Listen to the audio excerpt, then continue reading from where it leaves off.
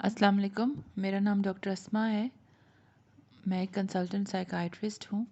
आज मैं जिस टॉपिक पे आपसे बात करना चाह रही हूँ वो हमारी सोचों के बारे में है। बहुत सारे क्लाइंट्स जो क्लिनिक में आते हैं वो ये बात कहते हैं, और रोज़मर्रा की ज़िंदगी में भी हम आमतौर पर ये जुमला बहुत इस्तेमाल करते हैं कि बहुत ज़्यादा नेगेटिव थॉट्स आती हैं, या कोई भी वाक़या भी हुआ भी नहीं होता तो उसके बारे में हमेशा मनफ़ी सोच ही आती है कि ये इस तरह से ख़राब हो जाएगा। इसकी सादा सी मिसाल जो हम हर सब लोग इससे वाकिफ़ हैं वो ये होती है कि जैसे कोई भी स्टूडेंट जब इम्तहान की तैयारी कर रहा होता है तो उसके ज़हन में यही नेगेटिव थॉट आती है कि मैं फ़ेल हो जाऊँगा, या पेपर में ऐसे क्वेश्चन आ जाएंगे जो आउट ऑफ सिलेबस हैं, या जितने जो मार्क्स मैं लेना चाह रहा हूँ मैं नहीं ले पाऊँगा। और जितना ज़्यादा इम्पोर्टेंट इम्तहान होता है, जितने ज़्यादा उसकी वैल्यू होती है आपकी करियर डेवलपमेंट और फ्यूचर में, उतनी ही ज़्यादा उसके बारे में एंग्जाइटी होती है और उतनी ज़्यादा बुरे बुरे ख्यालात आते हैं। अब इसमें सबसे इम्पॉर्टेंट बात जो है वो समझने की ये है कि एक रिसर्च ने ये साबित किया है कि इंसान तकरीबन 6000 सोचें आपको एक दिन में, आप 6000 मुख्तलिफ़ चीज़ें सोचते हैं। तो उसमें ये बात अंडरस्टैंडेबल है कि कुछ सोचें पॉजिटिव होंगी, कुछ न्यूट्रल होंगी, और ऑफ कोर्स कुछ नेगेटिव भी होंगी। अब सबसे इम्पॉर्टेंट चीज़ इसमें यह है कि हमें अपने थॉट प्रोसेस की अवेयरनेस होनी चाहिए। यानी ये नहीं है कि थॉट आई और गुज़र गई, और जो है वो उसका जो इम्पैक्ट है वो तो आपने महसूस किया लेकिन उसको एनालाइज़ नहीं किया। यानी कि हमारा जो ब्रेन है वो उस इस चीज़ का जिस एक चीज़ है जिसे हम न्यूरोप्लास्टिसिटी कहते हैं ब्रेन की, यानी कि ब्रेन के अंदर ये ताकत है कि वो अपने आप को मॉडिफाई कर सकता है। ये नहीं है कि पैदाइश के वक्त जो ब्रेन हमें मिला है वो ज़िंदगी भर चलेगा और जैसे हमारी वायरिंग हो गई है वो वैसे ही रहेगी। जब हमारे घरों में भी कोई फॉल्टी वायरिंग हो जाती है तो हम उसको जो इलेक्ट्रिशियन होता है उसको बुलाते हैं और उस वायरिंग को ठीक करा लेते हैं। इसी तरह अल्लाह ताला ने जो है जो मास्टर क्रिएटर है उसने हमारी ब्रेन में न्यूरोप्लास्टिसिटी दी है, जो कि एक टेंडेंसी है। इसका मतलब है इसके 3 जो है वो पार्ट्स हैं: अटेंशन, इंटेंशन एंड ट्रेनिंग। यानी नेगेटिव थॉट जो है, एक नेगेटिव थॉट दूसरी नेगेटिव थॉट को अपने पीछे लेकर आती है और एक लूप बन जाता है, और हमारा नेगेटिविटी बायस है हमारे अंदर। यानी हम जो पॉजिटिव चीज़ें हैं अपनी ज़िंदगी में उनको इतनी अहमियत नहीं देती जितने नेगेटिव इवेंट्स को देते हैं। पॉजिटिव आउटकम्स के बारे में इतना नहीं सोचते हैं जितना नेगेटिव आउटकम्स के बारे में सोचते हैं। फ्यूचर के बारे में भी हमारी यही जब सोचें आती हैं तो बायस यही होती है कि नेगेटिव थॉट्स ज़्यादा आएंगी। तो इसका क्योर ये है कि हम अपनी ब्रेन की न्यूरोप्लास्टिसिटी को यूज़ करते वक्त सबसे पहला जो पॉइंट है वो है अटेंशन, दूसरा है इंटेंशन यानी तवज्जो, और उसके बाद ठीक करने की नीयत, और उसके बाद ट्रेनिंग यानी अपने ब्रेन को ट्रेन करना कि वो उन थॉट्स को कैसे उनको रिप्लेस करे या उनके ऑल्टरनेट उनको कैसे दे। तो सबसे पहला पॉइंट ये हुआ कि आपको अपने थॉट प्रोसेस से अवेयरनेस होनी चाहिए, पॉजिटिव है, नेगेटिव है, न्यूट्रल है, वक्त निकालें। इसे हम पहला पॉइंट मैं ये कहूँगी कि हम इसे नाम देते हैं स्लो डाउन का। Slow down is the quiet time in your calendar. Leave it as a white space in your schedule. Create silence at that time, कि खामोशी हो, आप अपने आप पर तवज्जो दें। इसके लिए बहुत अच्छा जो सेकेंड पॉइंट है वुड बी मेडिटेशन। अब मेडिटेशन से हम लोग बिल्कुल घबरा जाते हैं, सुनते हैं समझते हैं कोई योगा होना चाहिए, कोई जो है वो कोई बुद्धिज़्म की कोई चीज़ है या कोई बहुत ही मुश्किल सी चीज़ है। आप ये भी कर सकते हैं कि जब आप अपने सुबह उठें वॉशरूम से फ़ारिग होकर अपने बेड पर या सोफ़ा पर बैठ जाएं, 5 मिनट से लेकर 20 मिनट्स तक ईच मॉर्निंग आप अपने आप को ये टाइम अलॉट करें। You will just sit there and relax and watch the show in your mind. यानी आपके जहन में क्या चल रहा है, ध्यान किस तरफ जाता है, फिर उसको नच करके वापस ले आएँ। इसके लिए जो मॉर्निंग मेडिटेशन की एक एक्सरसाइज है वो पहले मैं उसकी रिकॉर्डिंग अपलोड कर चुकी हूँ। आप उसको भी यूज़ कर सकते हैं, और कुछ ना भी करें तो सिर्फ 5 से 20 मिनट अपने साथ, अपने जहन के साथ, अपने दिमाग की सोचों के साथ वक्त गुजारें। बस सिर्फ ये कोशिश करें, सोचें आएँ, आप उनको तवज्जो दें, उनको अटेंशन दें, लेकिन उनके साथ बह ना जाएं। यानी एक सोच आपको लेकर अपने साथ चली जाए नहीं, उनको आने दें, जायज़ा लेते रहें। अच्छा, third point would be keep a thought log. जब भी कोई साइंसदान किसी चीज़ के बारे में रिसर्च करता है, कोई नई चीज़ ईजाद करना चाहता है, कोई एक्सपेरिमेंट करना चाहता है, तो वो एक लॉग बनाता है अपना।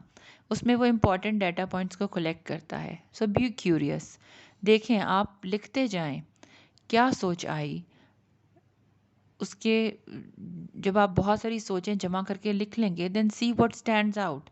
कौन सी ऐसी नेगेटिव थॉट है जो आपको बार बार तंग करती है, कौन सी पॉजिटिव थॉट्स हैं, कौन सी न्यूट्रल थॉट्स हैं, क्या पैटर्न है। और जब नेगेटिव थॉट्स आती हैं उससे पहले क्या होता है, और जब पॉजिटिव थॉट्स आती हैं उससे पहले आपके जहन, इमोशन, हालात कैसे होते हैं। सो अभी तक हमने बात की है, number 1 point is slow down, number 2 would B meditate, number 3 would be keep a thought log, and number 4 would be journaling. Negative thoughts on paper become less threatening. अच्छा, अब हम समझते हैं, इस बात को समझ सकते हैं मिसाल से, कि अगर आपके टांग में दर्द है तो आप उसके ऊपर गर्म पट्टी बांधेंगे, कोई आप उस पर कोई क्रीम लगाएंगे ऐसी हीटिंग वाली, आप उसके लिए कोई दवा खाएंगे। इसका मतलब है pain is not always bad. अगर आपको हेडेक हो रहा है, आप लाइट्स ऑफ करके आराम से लेट जाएंगे और कोई पैनाडॉल वगैरह ले लेंगे, अपने कामों को थोड़ी देर के लिए रोक देंगे। So pain is always good mostly, यानी ये आपको बता रहा है कि जिस्म में कोई गड़बड़ है। इसी तरह ये जो हमारी नेगेटिव थॉट्स हैं, ये भी हमें यही बता रही हैं कि अंदरूनी तौर पे आपके जहन और आपकी सोचें जो हैं वो आपकी जहनी सेहत को नुकसान दे रही हैं। तो ये नेगेटिव थॉट्स हार्मफुल नहीं हैं, these are actually a warning sign, कि इनको आप एनालाइज करें और देखें कि आपका क्या कोर बिलीफ है। हर चीज़ के बारे में अगर फेलियर की खबर आ रही है, हर चीज़ के बारे में यही सोच आ रही है कि ये करूँगा या ये करूँगी तब भी फेल हो जाऊँगी, ये करूँगी तब भी फेल हो जाऊँगी, किसी शादी में जाऊँगी ये कलर के कपड़े पहनूँगी अच्छी नहीं लगूँगी, खाना बनाऊँगी तो बुरा बन जाएगा, घर वालों से बात करूँगी तो वो नाराज़ हो जाएंगे, मेरी बात नहीं समझ पाएंगे।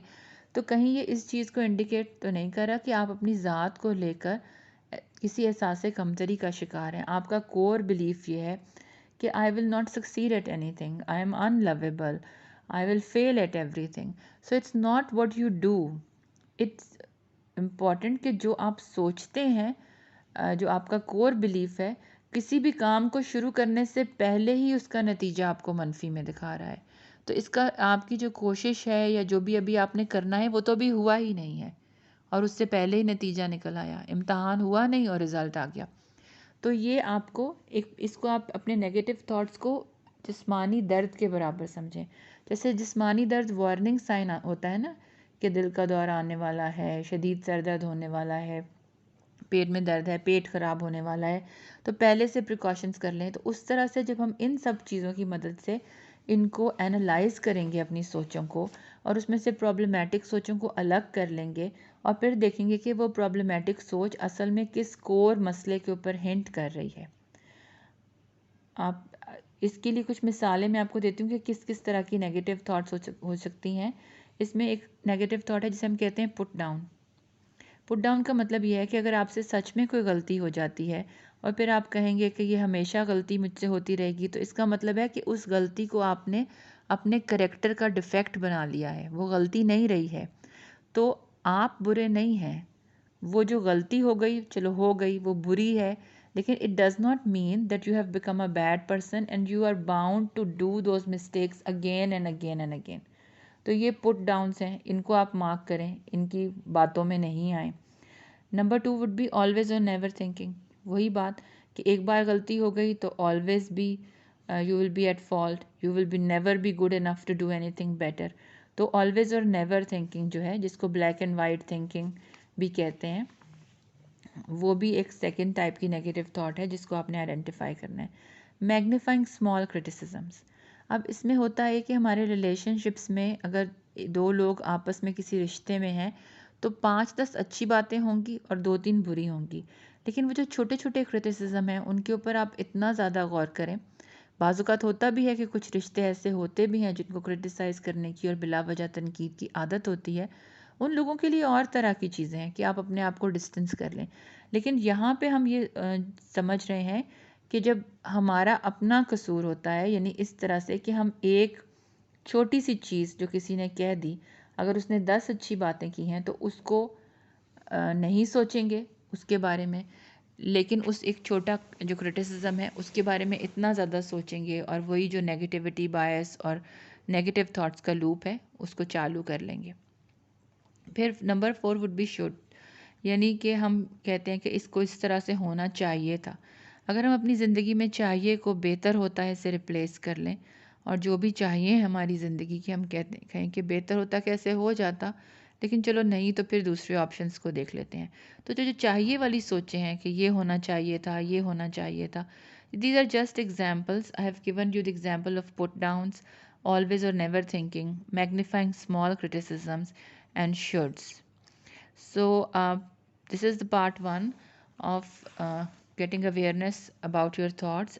सबसे पहले हम जो है वो अवेयर होंगे अपनी थॉट से, तभी हम उनको लेट गो कर सकेंगे और चेंज कर सकेंगे. So those things I will discuss in the next part. Thank you.